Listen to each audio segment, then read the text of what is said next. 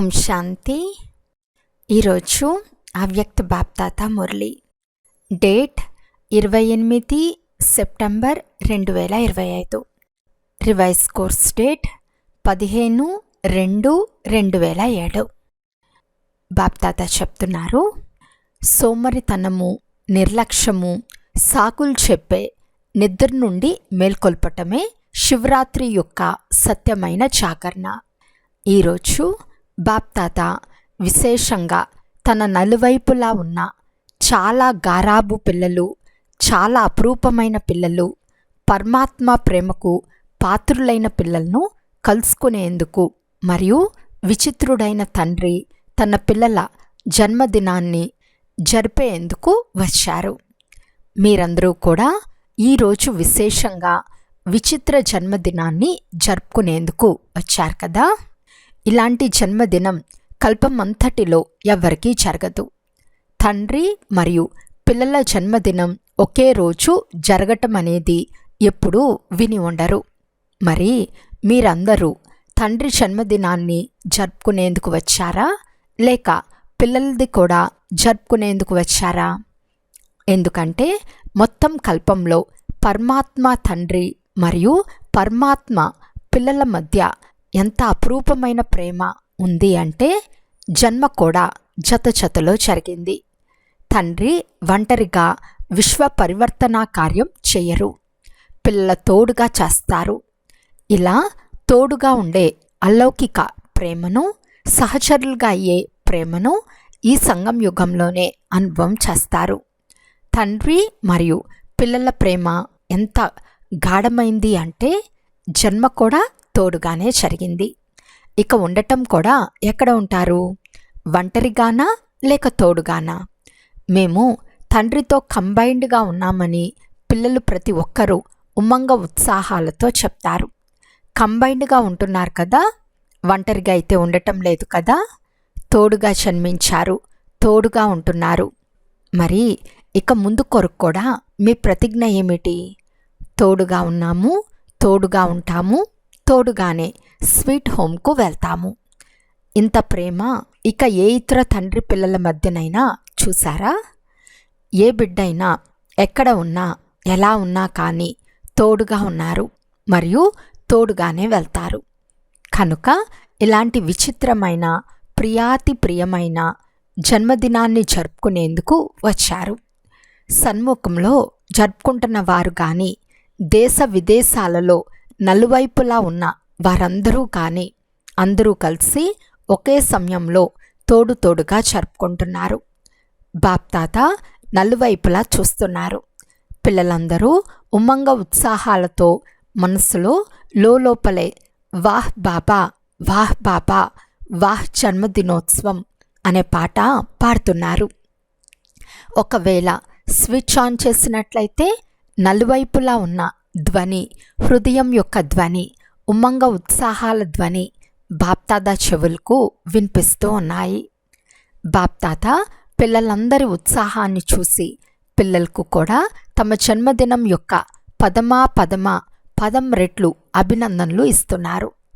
వాస్తవానికి ఉత్సాహం అంటేనే ఉమంగ ఉత్సాహాలలో ఉండటమని అర్థం. కనుక మీరందరూ ఉత్సాహంతో ఈ ఉత్సవాన్ని జరుపుకుంటున్నారు. భక్తుల పేరు కూడా శివరాత్రి అని పెట్టారు. ఈరోజు బాప్దాత భక్తాత్మలకు కూడా ఎవరైతే ఈ విచిత్ర జన్మదినాన్ని జరుపుకోవటంలో చాలా బాగా కాపీ చేశారో వారికి కూడా శుభాకాంక్షలు ఇస్తున్నారు. మీరు ఈ జన్మదినాన్ని జ్ఞానం మరియు ప్రేమ రూపంలో జరుపుకుంటారు. దానినే భక్తాత్మలు భావన, శ్రద్ధ యొక్క రూపంలో మిమ్మల్ని కాపీ చేశారు. కనుక కాపీ చేయటంలో మంచి పాత్రను అభినయించినందుకు ఈరోజు ఆ పిల్లలకు కూడా శుభాకాంక్షలు ఇస్తున్నాము. చూడండి, వారు ప్రతి విషయాన్ని కాపీ చేశారు. కాపీ చేయటానికి కూడా తెలివి కావాలి కదా. ముఖ్యమైన విషయం ఏమిటి అంటే ఈరోజు భక్తులు కూడా వ్రతాన్ని ఉంచుకుంటారు.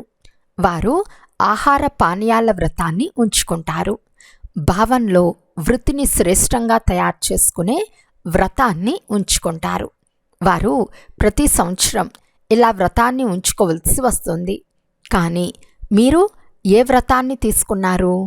మీరు ఒకేసారి వ్రతాన్ని తీసుకుంటారు, ప్రతి సంవత్సరం తీసుకోరు. ఒకేసారి పవిత్రత యొక్క వ్రతాన్ని తీసుకున్నారు. అందరూ పవిత్రతా వ్రతాన్ని తీసుకున్నారా? పక్కాగా తీసుకున్నారా? ఎవరైతే పక్కాగా వ్రతాన్ని తీసుకున్నారో వారి చేతులెత్తండి. కొద్దిగా కూడా కచ్చాగా ఉండరాదు. పక్కాగా తీసుకున్నారా? వ్రతం తీసుకున్నందుకు శుభాకాంక్షలు. కానీ మరొక ప్రశ్న ఏమిటి అంటే, అపవిత్రత యొక్క ముఖ్యమైన 5 సాతీలు ఏవైతే ఉన్నాయో ఆ 5 వ్రతాన్ని తీసుకున్నారా? లేక 2 లేదా 3 వ్రతం తీసుకున్నారా? ఎందుకంటే ఎక్కడ పవిత్రత ఉందో అక్కడ ఒకవేళ అంశమాత్రం కూడా అపవిత్రత ఉన్నట్లయితే వారిని సంపూర్ణ పవిత్రత ఆత్మలని అంటారా? బ్రాహ్మణాత్మలైన మీకు పవిత్రత అనేది బ్రాహ్మణ జన్మ యొక్క ఆస్తి, పర్సనాలిటీ మరియు రాయల్టీ. కనుక చెక్ చేసుకోండి. ముఖ్య విషయమైన పవిత్రతపై అటెన్షన్ అయితే ఉంది, కానీ సంపూర్ణ పవిత్రత కోసం ఇంకా ఏవైతే ఇతర సాతీలు ఉన్నాయో వాటిని తేలికగా వదిలేయలేదు కదా. చిన్నవాటిపై ప్రేమ ఉంచుకున్నారు, పెద్దవాటిని సరిచేసుకున్నారు. ఇతర 4 భలే మీ సాతీలుగా చేసుకోండి అని తండ్రి ఏమైనా అనుమతి ఇచ్చారా? పవిత్రత అంటే కేవలం బ్రహ్మచార్యం మాత్రమే కాదు, కానీ బ్రహ్మచార్యంతో పాటు బ్రహ్మచారిగా అవ్వాలి. అప్పుడే పవిత్రతా వ్రతాన్ని పాలన చేసినట్లు. పిల్లలందరూ ఆత్మిక సంభాషణ చేసేటప్పుడు చాలా మధురాతి మధురమైన విషయాలు మాట్లాడతారు. బాబా, ముఖ్యమైన విషయం అయితే బాగుంది కదా, ఇక మిగతా చిన్న చిన్నవి ఎప్పుడైనా మనసా సంకల్పాలలో వచ్చేస్తాయి, మనసులో వస్తాయి, మాటల్లో రావు. మనసునైతే ఎవరు చూడరు కదా అని అంటారు. మరి కొందరేమంటారంటే, చిన్న చిన్న పిల్లా పాపలపైన ప్రేమ ఉంటుంది కదా, కనుక ఈ 4 పైన కూడా ప్రేమ వచ్చేస్తుంది, క్రోధం వచ్చేస్తుంది, మోహం వచ్చేస్తుంది. మేము కోరుకోము కానీ వచ్చేస్తాయి అని అంటారు. బాప్దాదా అంటున్నారు, ఎవరైనా వచ్చినప్పుడు మీరు తలుపు తెరిస్తేనే కదా వారు వస్తారు. మరి మీరు తలుపు ఎందుకు తెరిచారు? బలహీనత అనే తలుపును తెరిచారు. బలహీనత అనే తలుపును తెరవటం అనగా ఆహ్వానం చేయటం. ఈరోజు తండ్రి మరియు మీ జన్మదినాన్ని జరుపుకుంటున్నారు, కానీ జన్మ తీసుకుంటూనే వ్రతం యొక్క ప్రతిజ్ఞ చేశారు. బాప్దాదా మొట్టమొదట ఏ వరదానం ఇచ్చారో గుర్తుందా? జన్మదినం యొక్క వరదానం గుర్తుందా? ఏమిచ్చారు? పవిత్రతా భవ, యోగి భవ. అందరికీ వరదానం గుర్తుంది కదా, మర్చిపోలేదు కదా. పవిత్రతా భవ అనే వరదానము కేవలం ఒక్కదాని కోసం కాదు, 5 కోసం ఇచ్చారు. ఈరోజు బాప్దాదా ఏం కోరుకుంటున్నారు? మీ జన్మదినాన్ని జరుపుకునేందుకు వచ్చారు, తండ్రి జన్మదినాన్ని కూడా జరుపుకునేందుకు వచ్చారు కదా, శివరాత్రిని జరుపుకునేందుకు వచ్చారు. మరి జన్మదినం యొక్క బహుమతిని తీసుకొచ్చారా లేక ఖాళీ చేతులతో వచ్చారా? స్థాపన జరిగి 70 సంవత్సరాలు పూర్తి అవుతున్నాయి, గుర్తుంది కదా. భలే, మీరు వెనక వచ్చి ఉండవచ్చు, కానీ స్థాపన జరిగి 70 సంవత్సరాలు అయిపోయింది కదా. మీరు ఇప్పుడే వచ్చి ఉండవచ్చు, కానీ స్థాపనా కర్తవ్యంలో మీరందరూ సహచరులే కదా. ఈరోజు మొదటిసారి వచ్చిన వారైనా సరే అందరూ సహచరులే కదా. ఎవరైతే మధువనానికి మొదటిసారి కలుసుకునేందుకు వచ్చారో వారు తమ చేతులను పెద్దగా ఎత్తండి. మీరందరూ వచ్చి 1 సంవత్సరం అయినా 2 సంవత్సరాలైనా, కానీ స్వయాన్ని ఏమని పిలిపించుకుంటారు? బ్రహ్మకుమారి, బ్రహ్మకుమారులా లేక పురుషార్థి కుమారి, కుమారులా ఏమని పిలిపించుకుంటారు? ఎవరైనా స్వయాన్ని పురుషార్థి కుమారులము అని చెప్పుకుంటారా? బ్రహ్మకుమార్ అని సంతకం పెడతారు కదా, అందరూ బీకే అని రాస్తారా లేక పురుషార్థి కుమార్ అని రాస్తారా? కనుక మీ ప్రతిజ్ఞ ఏమిటి? సహచరులుగా ఉంటాము, తోడుగా నడుస్తాము, కంబైన్డ్గా ఉంటాము అని ప్రతిజ్ఞ చేశారు కదా.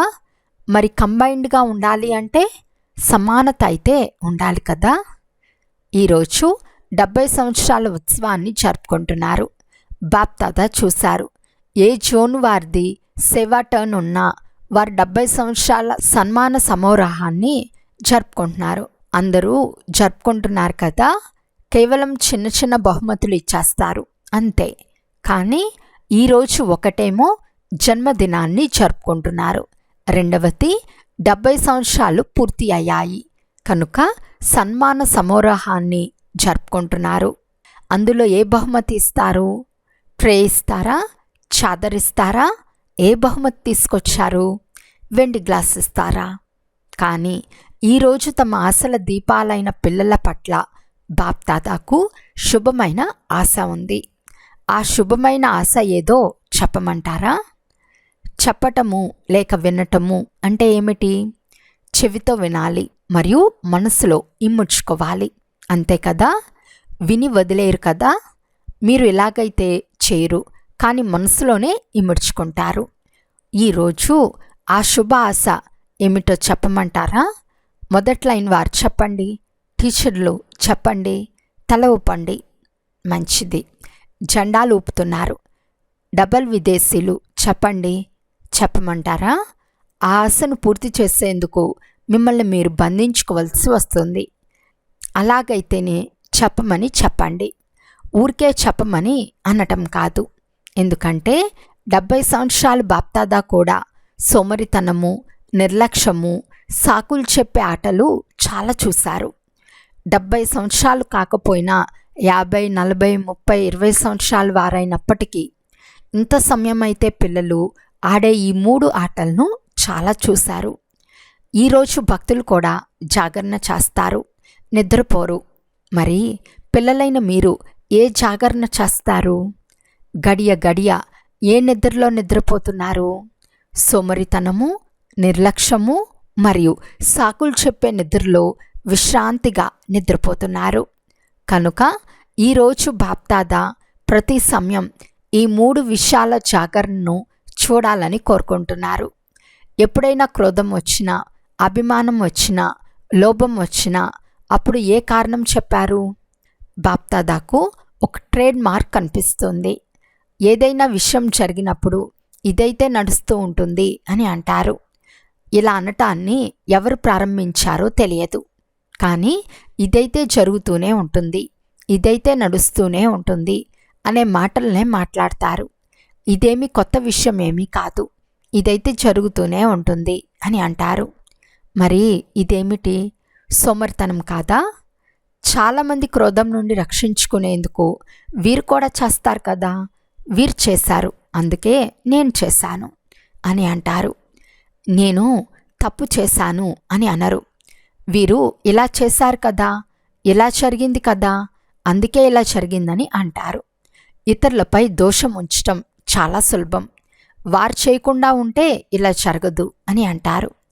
వారు చేసిన దాన్నైతే మీరు చేస్తారు, కానీ తండ్రి ఏదైతే చెప్పారో అది చేయరు.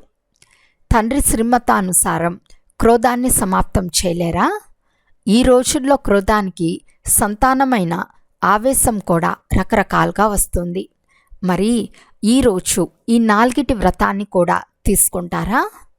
ఎలాగైతే మొదటి విషయం గురించి చాలామంది విశేషంగా దృఢ సంకల్పం చేశారు కదా, అదేవిధంగా ఈ 4 కొరకు కూడా సంకల్పం చేస్తారా?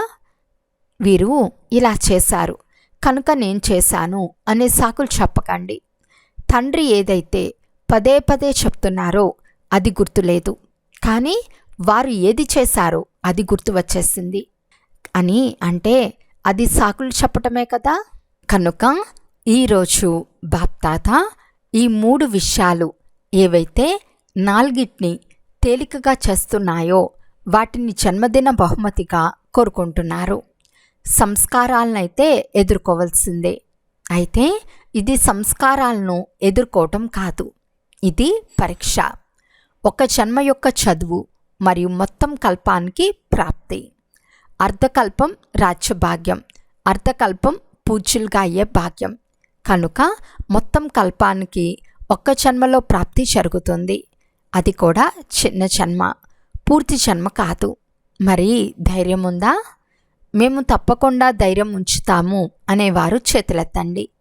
అంతేగాని పురుషార్థం చేస్తాము, అటెన్షన్ ఉంచుతాము ఇలా అనకండి. మీరు చిన్నపిల్లలు కాదు, 70 సంవత్సరాలు పూర్తి అవుతున్నాయి. ఇలా మూము అని 3-4 మాసాలు పిల్లలు అంటారు. మీరైతే తండ్రికి సహచరులు, విశ్వ కళ్యాణకారులు కదా. ఈ కార్యానికి 70 సంవత్సరాలు పూర్తి అవుతున్నాయి. బాప్దాదా చేతులెత్తమని చెప్పటం లేదు. ఎందుకంటే చేతులెత్తినప్పటికీ అప్పుడప్పుడు సొమ్మరులుగా అయిపోతున్నారని బాప్దాదా చూశారు. కనుక ఏం జరిగినా, పర్వతం వంటి పరీక్ష వచ్చినా ఆ పర్వతాన్ని కూడా దూదిలాగా చేసేస్తాము అని దృఢ సంకల్పం చేసే ధైర్యం ఉందా? ఎందుకంటే చాలామంది సంకల్పాలు చేస్తారు. ఆ సమయంలో బాప్దాదా కూడా సంతోషిస్తారు. కానీ విషయం ఏమిటి అంటే 70 సంవత్సరాలు తేలికగా వదిలేశాము. బాప్దాదా చూస్తున్నారు. సమయంపై ఎలాంటి విశ్వాసము లేదు. అంతేకాక ఈ జ్ఞానం ఆధారంపై పురుషార్థం యొక్క ప్రతి విషయంలో చాలా కాలపు లెక్క ఉంది. ఇప్పుడిప్పుడే చేసేస్తామని మీరంటారు. కానీ దీనికి చాలా కాలపు లెక్క ఉంది. ఎందుకంటే ప్రతి ఒక్కరూ ఎలాంటి ప్రాప్తిని కోరుకుంటారు? ఎవరైనా సీతారాములుగా అవుతారా? సీతారాములుగా అవ్వాలని కోరుకునేవారు చేతులెత్తండి. మీకు రాజ్యం లభిస్తుంది. ఎవరో చేతులెత్తుతున్నారు. సీతారాములుగా అవుతారా? లక్ష్మీనారాయణులు కావరా? డబల్ విదేశీలు ఎవరైనా చేతులెత్తుతారా? ఎవరూ లేరు. చాలా కాలపు భాగ్యాన్ని అయితే ప్రాప్తి చేసుకోవాలని కోరుకుంటున్నారు. లక్ష్మీనారాయణులుగా అవ్వటం అనగా చాలా కాలపు భాగ్యాన్ని ప్రాప్తి చేసుకోవటం. చాలా కాలపు ప్రాప్తి కావాలి అన్నప్పుడు ప్రతి విషయంలో చాలా కాలపు పురుషార్థమైతే ఉండాలి కదా. ఇప్పుడు 63 జన్మల చాలా కాలపు సంస్కారం ఉంది. కనుక మా భావము అది కాదు, మా భావన అది కాదు, మా 63 జన్మల సంస్కారము అని అంటారు కదా. మరి చాలా కాలపు లెక్క ఉంది కదా. కనుక బాప్దాదా కూడా కోరుకునేది ఏమిటి అంటే సంకల్పంలో దృఢత ఉండాలి. దృఢతలోనే లోపం వచ్చేస్తుంది, అయిపోతుంది, నడుస్తుంది, ఇలాగే నడవనీలే, ఎవరు తయారయ్యారు అని అంటారు. బాప్దాదా ఈ మాటలన్నీ నోట్ చేశారు. మరొక మంచి మాటను కూడా అందరూ మాట్లాడతారు. తమలో ధైర్యం లేక మహారథులు కూడా ఇలాగే చేస్తారు. మేం చేస్తే ఏముంది అని అంటారు. కానీ బాప్దాదా అడుగుతున్నారు, ఏ సమయంలో మహారథులు పొరపాటు చేస్తారో ఆ సమయంలో వారు మహారథులా? మరి మహారథుల పేరును ఎందుకు చెడిపేస్తారు? ఆ సమయంలో వారు మహారథులే కాదు. కనుక మహారథుల పేరు చెప్పి స్వయాన్ని బలహీనం చేసుకోవటము అంటే అది మిమ్మల్ని మీరు మోసగించుకోవటమే. ఇతరులను చూడటం సహజం. స్వయాన్ని చూసుకోవటానికి కొద్దిగా ధైర్యం కావాలి. కనుక ఈరోజు బాప్దాదా లెక్కాచారాన్ని సమాప్తం చేయించే బహుమతి తీసుకునేందుకు వచ్చారు. బలహీనతలు మరియు సాకులు చెప్పే లెక్కాచారం యొక్క చాలా పెద్ద పుస్తకం ఉంది. దాన్ని సమాప్తం చేయాలి. కనుక మేము చేసి చూపిస్తాము, చేయాల్సిందే, వంగాల్సిందే, మారాల్సిందే, పరివర్తన సమారోహాన్ని జరుపుకోవాల్సిందే అనే సంకల్పం చేస్తాము అని భావించేవారు చేతులెత్తండి. దృఢ సంకల్పం చేస్తారా లేక నడిపించే సంకల్పం చేస్తారా? నడిపించే సంకల్పం కూడా ఉంటుంది, దృఢ సంకల్పం కూడా ఉంటుంది. మరి మీరందరూ దృఢ సంకల్పం చేశారా? దృఢ సంకల్పం చేశారా? మధ్వనం వారు చేతులెత్తండి. ఇక్కడ ఎదురుగా మధ్వనం వారు కూర్చుంటారు. చాలా సమీపంగా కూర్చునే అవకాశం ఉంది. మొదటి సీట్ మధ్వనం వారికి లభిస్తుంది. బాప్దాదా సంతోషిస్తున్నారు. ముందు కూర్చున్నారు కనుక ముందే ఉండాలి. ఈరోజు బహుమతి అయితే గొప్పదిగా ఉంది కదా. బాప్దాదా కూడా సంతోషంగా ఉంది. ఎందుకంటే మీరు ఒక్కరే లేరు. మీ వెనుక మీ రాజధానిలోని మీ రాయల్ కుటుంబం, మీ రాయల్ ప్రజలు, తర్వాత ద్వాపరం నుండి వచ్చే మీ భక్తులు, సతో రజో తమో 3 ప్రకారాల భక్తులు, ఇలా మీ వెనుక పెద్ద లైన్ ఉంది కనుక మీరేం చేస్తారో అది మీ వెనుక ఉన్న వారందరూ చేస్తారు. మీరు సాకులు చెప్తే మీ భక్తులు కూడా చాలా సాకులు చెప్తారు. ఇప్పుడు బ్రాహ్మణ పరివారం కూడా మిమ్మల్ని చూసి వ్యతిరేక విషయాలను కాపీ చేయటంలో తెలివైన వారిగా ఉన్నారు కదా. కనుక ఇప్పుడు దృఢ సంకల్పం చేయండి. సంస్కారాల ఘర్షణ జరిగిన, స్వభావాలలో అభిప్రాయ భేదమున్న, బలహీనతలు ఉన్న, ఉదాహరణకు ఎవరైనా ఎవరిపై అయినా అసత్య విషయం చెప్తే మాకు చాలా ఎక్కువ కోపం వస్తుందని చాలామంది పిల్లలు అంటారు. కానీ సత్యమైన తండ్రితో వెరిఫై చేయించారు. సత్యమైన తండ్రి మీ తోడుగా ఉన్నారు కనుక పూర్తి అసత్య ప్రపంచమంతా ఒకవైపు అయిపోయినా ఒక తండ్రి మీ తోడుగా ఉంటే మీ విజయం నిశ్చితమై ఉంది. ఎవరూ మిమ్మల్ని కదిలించలేరు, ఎందుకంటే తండ్రి మీ తోడుగా ఉన్నారు. అసత్యమని మీరే చెప్తున్నారు కనుక అసత్యాన్ని అసత్యంగానే చేయండి కదా. దానిని ఎందుకు పెంచుతారు? కనుక సాకులు చెప్పటం తండ్రికి మంచిగా అనిపించదు. ఇది జరిగింది, ఇది జరిగింది, ఇది జరిగింది, ఇది అనే పాట ఇప్పుడు సమాప్తం అవ్వాలి. మంచిదే జరిగింది, మంచే జరుగుతుంది, మంచిగా ఉంటాము, అందరినీ మంచిగా తయారు చేస్తాము. ఇలా మంచిది మంచిది మంచిది అనే పాట పాడండి. ఇష్టమేనా? ఇష్టమేనా? సాకులు చెప్పటాన్ని సమాప్తం చేస్తారా? 2 చేతులు ఎత్తండి. మంచిది. బాగా చేతులు ఊపండి. మంచిది. చూసేవారు కూడా చేతులు ఊపుతున్నారు. ఎక్కడి నుండి చూస్తున్నా చేతులు ఊపండి. మీరైతే ఊపుతున్నారు. మంచిది. ఇప్పుడు కిందకి దించేయండి. ఇప్పుడు మీ పరివర్తన కొరకు చప్పట్లు కొట్టండి. అందరూ, హాల్లో ఉన్న వాళ్ళందరూ గట్టిగా చప్పట్లు కొట్టారు. ఇప్పుడు ప్రతి ఒక్కరూ 1 నిమిషం దృఢ సంకల్ప స్వరూపంలో కూర్చోండి. సాకులు చెప్పటం, నిర్లక్ష్యము, సోమరితనాన్ని ప్రతి సమయం దృఢ సంకల్పం ద్వారా సమాప్తం చేసి చాలా కాలపు లెక్కను జమ చేసుకోవాలి.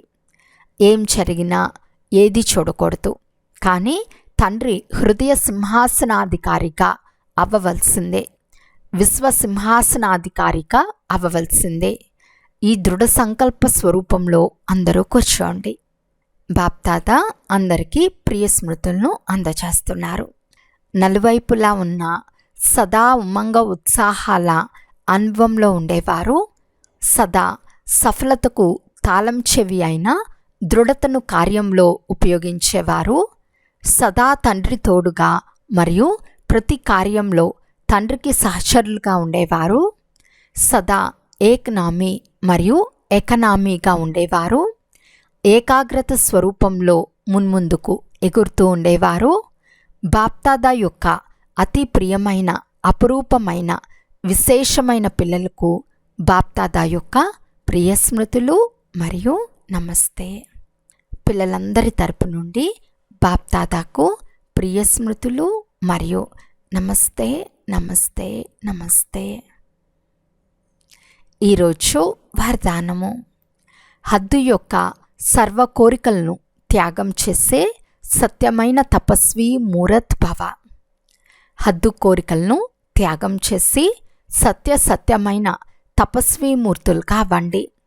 తపస్వి మూర్తి అనగా హద్దు యొక్క ఇచ్ఛా మాత్రం, అవిద్యారూపం, కోరికలంటే ఏమిటో తెలియని రూపం. ఎవరైతే తీసుకోవాలి అనే సంకల్పం చేస్తారో వారు అల్పకాలానికి తీసుకుంటారు, కానీ సదాకాలానికి పోగొట్టుకుంటారు. తపస్విగా అవ్వటంలో ఈ అల్పకాల కోరికలే విశేషమైన విఘ్నరూపం.